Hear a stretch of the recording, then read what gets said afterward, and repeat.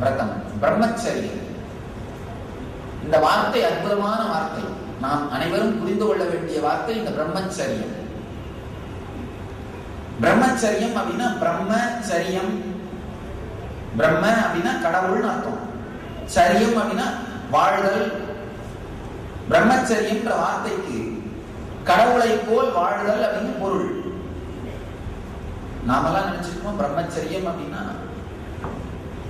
சன்னியாசியா போறது, அது திருமணம் செய்து கொள்ளாமல் தனி வாழ்க்கை வாழ்வதுதான் பிரம்மச்சரியம் நினைக்கிறோம். ஆனா உண்மையில் அந்த பிரம்மச்சரியம் சம்ஸ்கிருத வார்த்தைக்கு பொருளே வேறு. கடவுளை போல் வாழ்தலும் வேறு. உண்மையிலேயே இந்த பிரம்மச்சரியத்துக்கு அர்த்தம் என்னன்னா,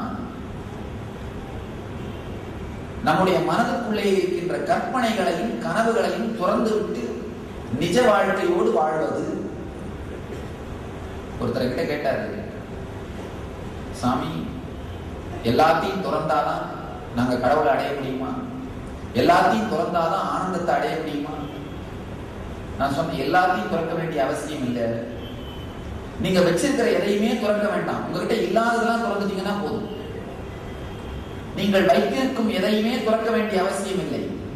உங்ககிட்ட எதெல்லாம் இல்லையோ அதை மட்டும் துறந்துட்டீங்கன்னா போதும், உடனே ஆனந்தம் வந்துடும்.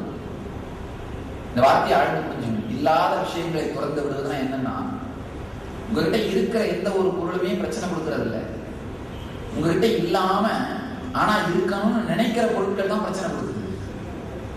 உங்ககிட்ட இல்லை ஆனா இருக்கணும்னு நினைக்கிற அந்த பொருட்கள், உங்ககிட்ட இல்லாத பொருட்களை மட்டும் துறந்துட்டீங்கனாலே போதும், உடனடியாக ஆனந்தம் வந்துடும். இருக்கிற எந்த பொருளையும் துறக்க வேண்டாம்.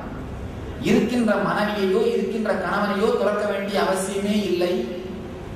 ஆனா கணவன் இப்படி இருக்கணும், மனைவி இப்படி இருக்கணும் அப்படின்ற கற்பனை, இல்லாத கணவனை பற்றிய கற்பனை, இல்லாத மனைவியை பற்றிய கற்பனை, இந்த கற்பனையை துறந்தோமானால் போதும் பிரம்மச்சரிய நிலையை அடைஞ்சிடலாம், ஆனந்த நிலையை அடைஞ்சிடலாம்.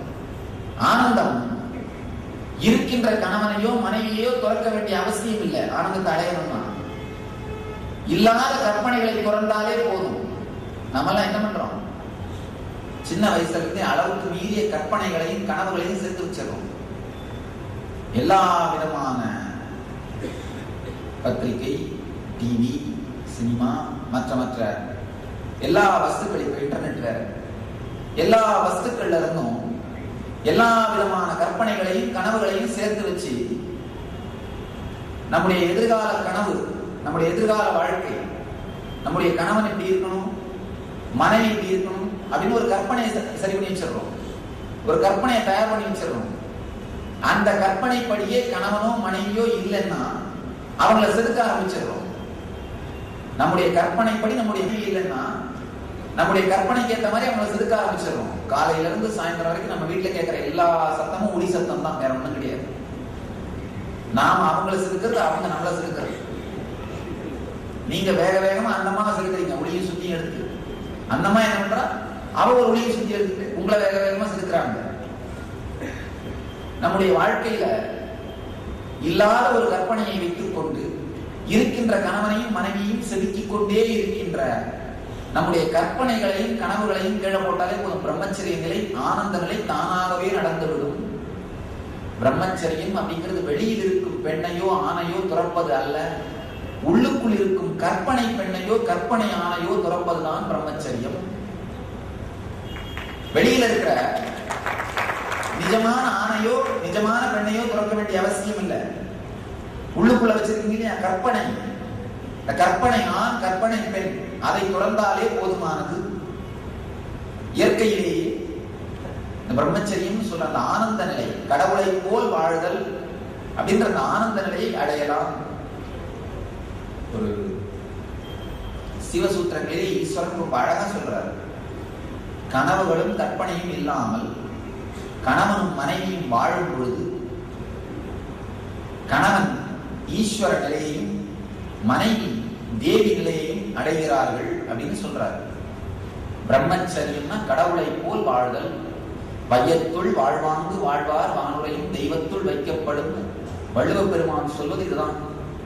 வையத்திலே, இந்த உலகத்திலே கற்பனைகளோ கனவுகளோ இல்லாமல் உங்களுடைய கணவனோடோ மனைவியோடோ இனிமையான ஆனந்தமான ஒரு உறவை வைத்துக் கொண்டு வாழ்ந்தோமானால் அதுதான் வாழ்வாங்கு வாழுதல் அப்படின்னு சொல்றது, வேற ஒண்ணும் இல்லை. இனிமையான ஒரு உறவோடு வாழ்வதே ஒரு பெரிய ஆன்மீக வாழ்க்கை. சில தம்பதிகளை நான் பார்த்திருக்கேன், 30 வருஷம் ஒன்னா இருந்த பிறகு கூட கணவனுக்கு என்ன வேணும் மனைவிக்கு தெரியாது, மனைவிக்கு என்ன வேணும் கணவனுக்கு தெரியாது. காலையில எந்திரிச்சோன்னு இவருடைய ஒளியை சுத்தி கையெடுத்து தட்ட ஆரம்பிச்சிருவாரு, அந்த அம்மாவோட ஒளியை சுத்தி கையெடுத்து தட்ட ஆரம்பிச்சிருவாங்க. தர்மக்ஷேத்திரமா இருக்க வேண்டிய வீடு குருக்ஷேத்திரமா மாறிடும்.